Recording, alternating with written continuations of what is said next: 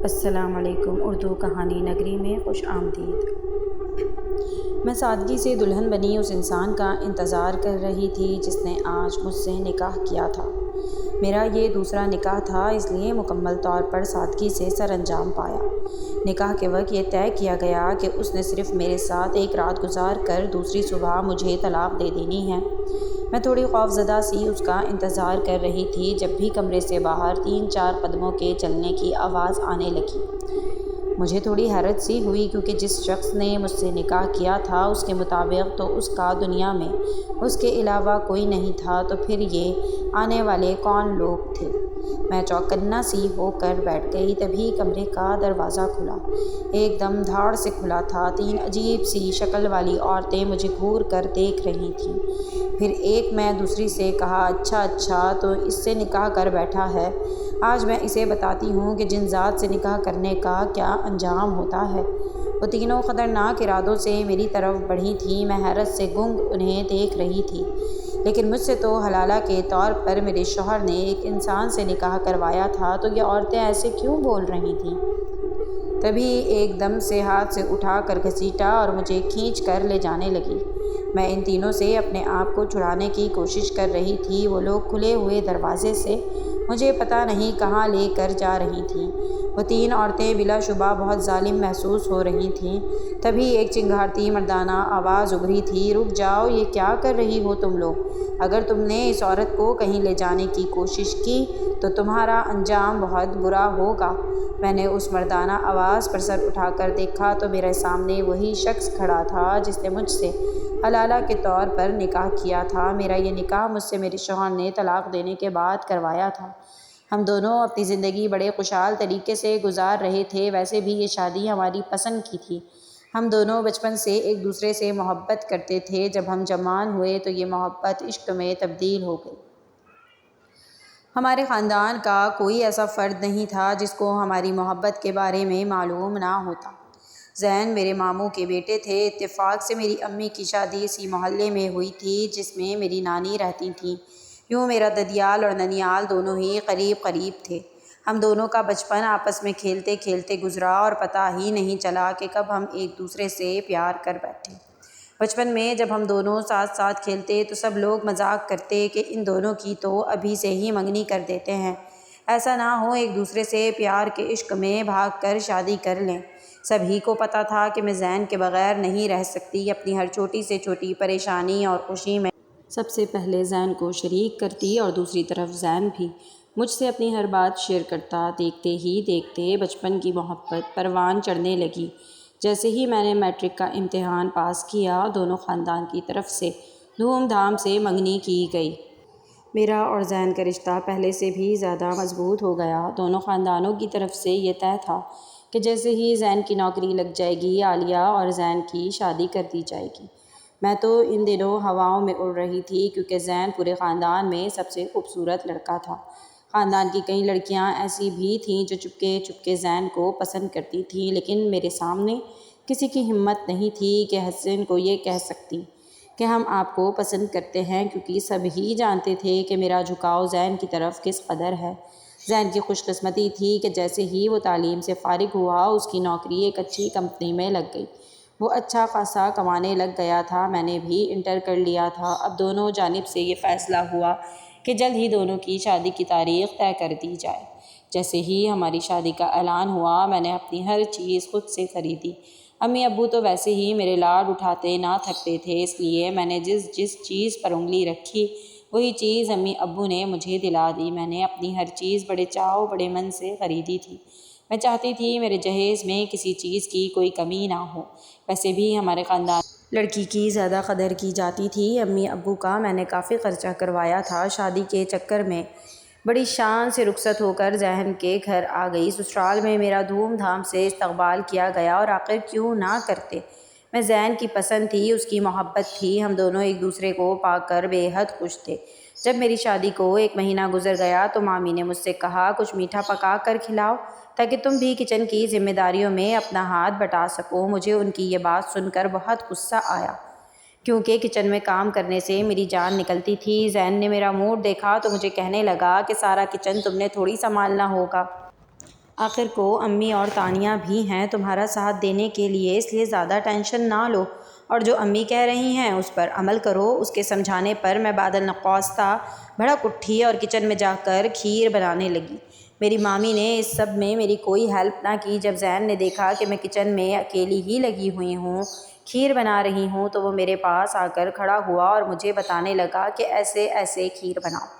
میں نے اس کی ہدایت کے مطابق کھیر بنانی شروع کر دی۔ نہایت ہی لذیذ بنی تھی۔ سب گھر والے حیران تھے، میری تعریف کر رہے تھے۔ میں نے بڑی پیار بھری نظروں سے زین کو دیکھا جو مجھے دیکھ کر مسکرا رہا تھا۔ بے شک اس نے ثابت کر دیا تھا کہ وہ مجھ سے کس قدر محبت کرتا ہے۔ ہمارے دن رات بہت خوبصورت گزر رہے تھے۔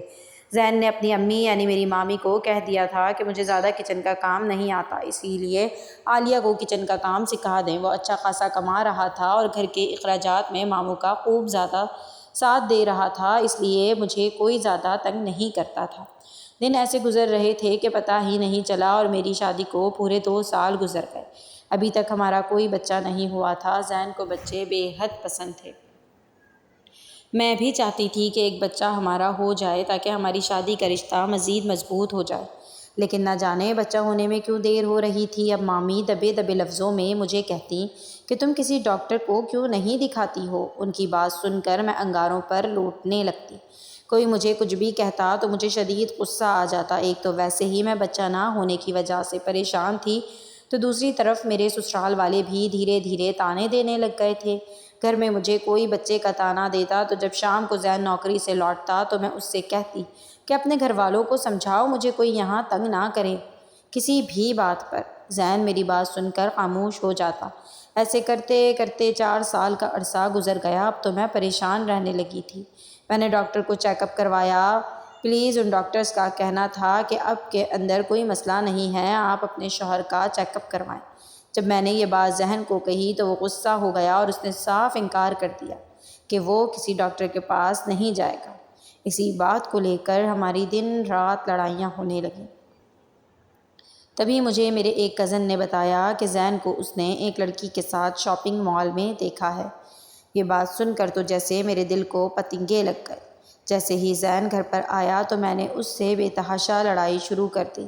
میں اس سے کہنے لگی کہ وہ بچہ نہ ہونے کی وجہ سے مجھ سے بے وفائی کر کے کسی اور لڑکی کے ساتھ چکر چلا رہا ہے۔ زین مسلسل مجھے کہے جا رہا تھا کہ وہ لڑکی اس کے آفس کی ہے اور میٹنگ کی وجہ سے اس کے ساتھ اس کا آنا جانا ہو جاتا ہے، لیکن میں یہ بات کسی طور بھی سمجھنے کو تیار نہیں تھی اور مسلسل زین پر بے وفائی کا الزام لگا رہی تھی۔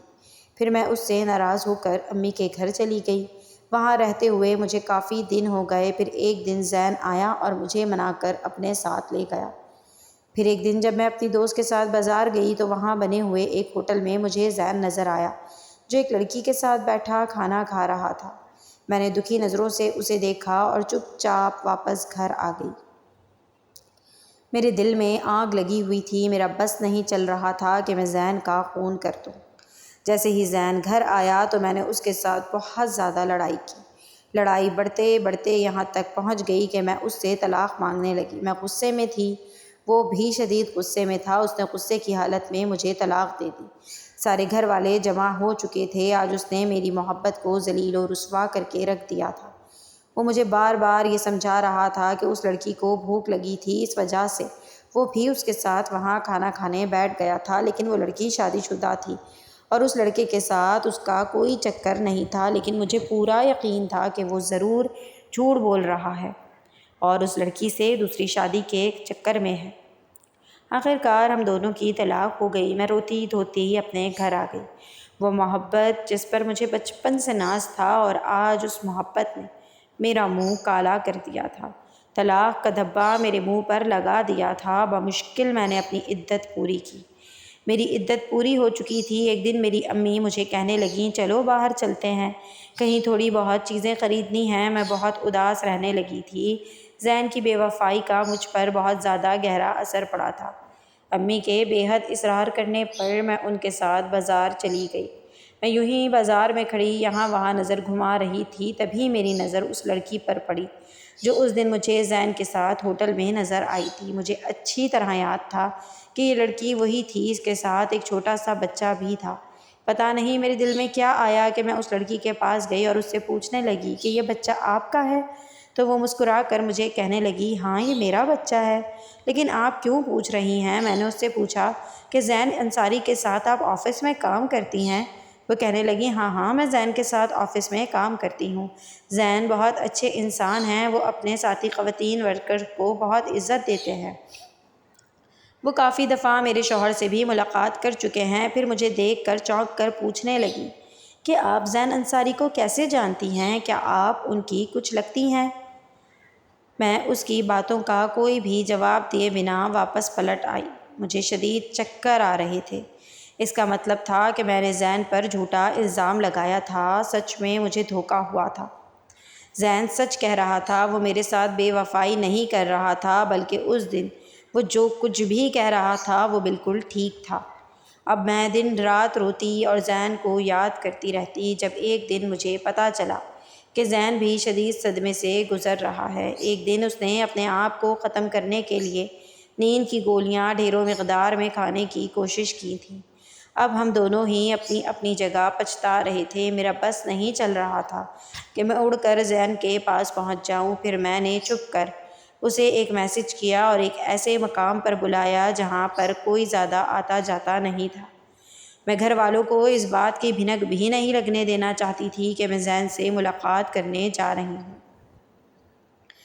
پھر میں وہاں پہنچ گئی۔ مجھ سے پہلے ہی زین وہاں موجود تھا۔ میں اسے دیکھ کر بلک بلک کر رونے لگی اور اس سے کہنے لگی زین مجھے معاف کر دو، میں نے تمہیں بہت غلط سمجھا، میں تمہارے بنا ایک منٹ بھی نہیں رہ سکتی، لیکن دیکھو اب میں اتنے دن سے تمہارے بغیر رہ رہی ہوں، خدا کے لیے کچھ کرو زین، ورنہ میں تمہاری جدائی میں یوں ہی رو رو کر اپنی جان دے دوں گی۔ میں اس کے آگے زار و قطار رو رہی تھی۔ اس کی حالت بھی مجھ سے زیادہ بری نہ تھی۔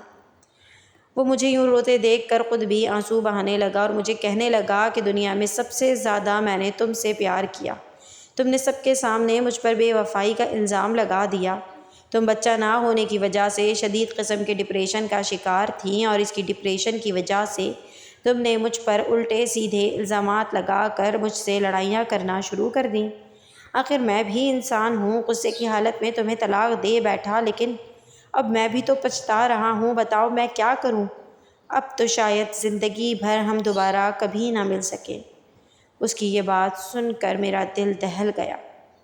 میں اس سے کہنے لگی کہ ایک راستہ ہے ہم دونوں کے دوبارہ ملنے کا، اگر میں کسی سے حلالہ کر لوں تو اس طرح ہم دوبارہ سے نکاح کر کے ایک ہو سکتے ہیں۔ میری بات سن کر اس نے بے یقین نظروں سے مجھے دیکھا، مجھ سے کہنے لگا کیا واقعی ایسا ممکن ہے؟ تو میں اس کی بات سن کر سر ہلانے لگی اور اسے کہنے لگی کہ ہاں، تم کوئی ایسا شخص ڈھونڈنے کی کوشش کرو جسے ہم چند پیسے دے کر یہ کام کروا لیں۔ اگر ہم دونوں اپنے رشتے کو دوبارہ قائم کرنا چاہتے ہیں تو ہمیں حلالہ کرنا ہوگا، اس کے بنا ہمارا دوبارہ ملنا ناممکن ہے۔ زین کو یہ بات بڑی عجیب لگ رہی تھی، لیکن یہی سچ تھا کہ وہ میرے بغیر نہیں رہ سکتا تھا اور میں اس کے بنا ادھوری تھی، اسی لیے ہمیں کوئی نہ کوئی ایسا قدم ضرور اٹھانا تھا کہ جس کے بعد ہم دوبارہ نکاح کر کے ایک ہو جاتے۔ پھر زین مجھے تسلی دینے لگا اور کہنے لگا میں جلد ہی کسی ایسے شخص کا بندوبست کرتا ہوں جو ہماری مدد کر سکے اور ہمیں دوبارہ سے نکاح کرنے میں مدد کر سکے۔ میں اس کی امید بھری باتیں سن کر خوش ہو گئی اور پھر اپنے گھر آ گئی۔ زین نے مجھے خاص تاکید کی تھی کہ جب تک کوئی شخص نہیں ملتا نہ میں اپنے گھر والوں کو کچھ بتاؤں گا اور نہ تم کسی کو کچھ بتانا۔ چند دن بعد دوبارہ میری زین سے ملاقات ہوئی۔ میں نے جلدی سے اس سے پوچھا کہ زین تمہیں کوئی ملا ایسا آدمی جس سے میں حلالہ کر سکوں؟ تو وہ مایوسی سے نفی میں سر ہلانے لگا اور مجھے کہنے لگا کہ کوئی بھی ایسا شخص میری نظر میں نہیں کہ جس سے میں یہ بات کر سکوں، اور یہ بات کرتے ہوئے مجھے بہت عجیب سا محسوس بھی ہوتا ہے۔ میں اسے کہنے لگی زین اگر ہم دونوں نے ایک ہونا ہے تو تمہیں یہ قدم اٹھانا ہی ہوگا۔ تم اپنی جھجک چھوڑ کر جلد از جلد کسی شخص کا بندوبست کر لو تو بہتر ہے۔ ایسا نہ ہو کہ میرے گھر والے میری شادی کرنے کا سوچنے لگ جائیں، کیونکہ امی 2-3 دفعہ بھائی کو کہہ چکی ہیں کہ اب ہمیں عالیہ کی فکر کرنی چاہیے، اس کی پہاڑ جیسی زندگی اس کے سامنے ہے۔ وہ میری باتیں سن کر فکر مند نظر آ رہا تھا۔ ایک بار پھر مجھے تسلی دے کر چلا گیا۔ میں مایوس سی ہو کر گھر واپس لوٹ آئی۔ اب میں دن رات یہی دعا کرتی کہ زین کو جلد ہی کوئی ایسا شخص مل جائے جو اس مشکل گھڑی میں ہمارا ساتھ دے سکے۔ پھر تھوڑے دن بعد زین نے آ کر مجھے خوشخبری سنائی کہ مجھے ایک ایسا شخص مل گیا ہے جس کے آگے پیچھے کوئی نہیں ہے۔ میں نے اسے ہم دونوں کے بارے میں سب کچھ بتا دیا ہے اور وہ شخص ہماری مدد کرنے پر راضی ہے۔ جیسے ہی میں تمہارا نکاح اس سے کرواؤں گا، ایک رات گزارنے کے بعد وہ تمہیں طلاق دے دے گا اور پھر آرام سے تم اپنا دوبارہ نکاح مجھ سے کر سکتی ہو۔ اس کی بات سن کر میں خوش ہو گئی۔ مجھے یقین نہیں آ رہا تھا کہ ہم دونوں دوبارہ سے ایک ہونے والے ہیں۔ وہ شخص جو بھی تھا مجھے فرق نہیں پڑتا تھا۔ زین سے میں نے کہا، زین، ہم اپنے گھر والوں کو کیا کہیں گے؟ ہم دونوں کے گھر والے ہی یہ بات سن کر بہت شدید غصہ کریں گے۔ میں اپنے گھر والوں کے بارے میں سوچ کر فکر مندی سے زین کو کہنے لگی۔ زین بھی میری بات سن کر سوچ میں پڑ گیا۔ پھر وہ مجھ سے کہنے لگا، دیکھو، پہلے تو اس شخص سے نکاح کر کے حلالہ کر لو۔ جیسے ہی وہ شخص تمہیں طلاق دے گا، اس کے بعد ہم دونوں اپنا نکاح سب گھر والوں کے سامنے کریں گے اور انہیں ساری بات سچ سچ بتا دیں گے کہ بہت بڑی غلط فہمی کی وجہ سے ہم دونوں ایک دوسرے سے جدا ہوئے تھے اور اپنی غلطی کا احساس ہونے پر ہم نے ایک ہونے کا فیصلہ کر لیا۔ میں اس کی بات پر راضی تھی۔ ایک دن میں صاف ستھرے کپڑے پہنے اور زین کی بتائی جگہ پر پہنچ گئی۔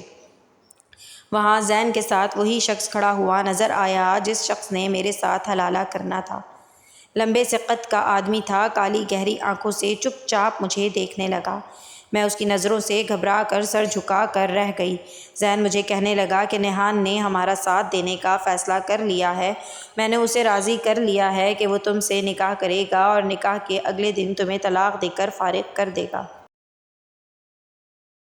اس کہانی کا اگلا حصہ دیکھنے کے لیے ویڈیو کو سبسکرائب ضرور کیجیے اور کمنٹس باکس میں ہمیں اگلے حصے کے لیے کہیے۔ شکریہ۔